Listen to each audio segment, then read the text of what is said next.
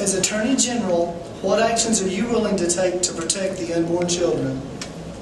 Well, clearly I support the rights of the unborn. I have an A rating, A+ rating from the Christian Coalition. I think it's vital that we seek to protect the sanctity of life, and I believe life begins at conception. So from my perspective, that is one of those areas that I feel very strongly about. It's one of those areas where I think the Attorney General needs to be front and center, using that bully pulpit, representing those that don't have the voice to protect themselves. We have some excellent laws in our state. They can be further strengthened, in my opinion. I would support the strengthening of those laws. But I do think, for instance, as Preston stated before, that the parent needs to be included in any such discussion, that the child should not be able to go and have an abortion. To me, that was an abomination that ever existed in our state. We need to be protecting those children. We need to be overtly encouraging adoptions. So, from my perspective, I'd be happy to support stronger legislation than what we already have, and I think that is a great role of the Attorney General. You don't have to guess about my position on pro-life. I'm 100% pro-life. There's no gray area for me. I believe that life is sacred, and I believe it begins at conception. And once you agree that life has a beginning point, you don't make exceptions for when it's okay to take life. It's just that simple. And that's why when the Georgia Right to Life evaluated both of us on this position, they endorsed me only. They have a policy.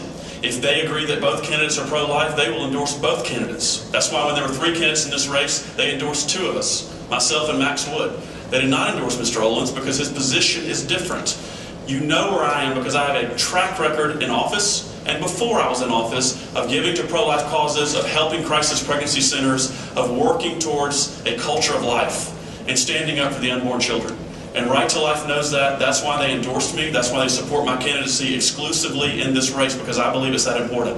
I would like for my candidate to answer what exceptions he believes it's okay to not be pro-life, because everyone says they're pro-life in this race, in every race. But the reality is there is a difference in our positions, and I'd like for him to define that difference.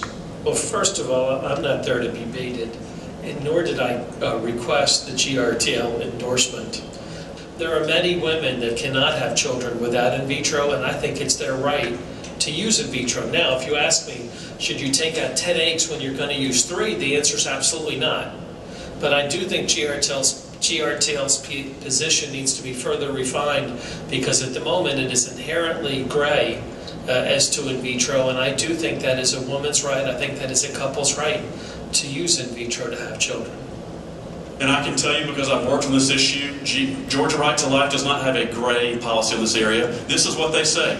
You are allowed to fertilize and create embryos for the purpose of implantation during that cycle. What you are not allowed to do, from their position, their perspective, is to create life for the purpose of destruction or scientific testing and experimentation.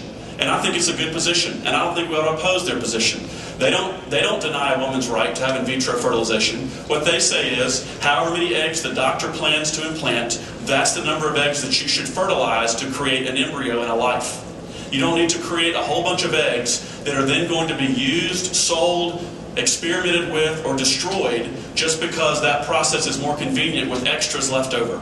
You have to understand in your mind when life begins. And once you settle that, it becomes critical that you do create an environment and a culture of life to protect that life. There's no gray area. They're not against in vitro fertilization, neither am I. But I am against creating fertilized eggs and embryos for the purpose of scientific experimentation and destruction. That is not a culture of life, and I will not support that.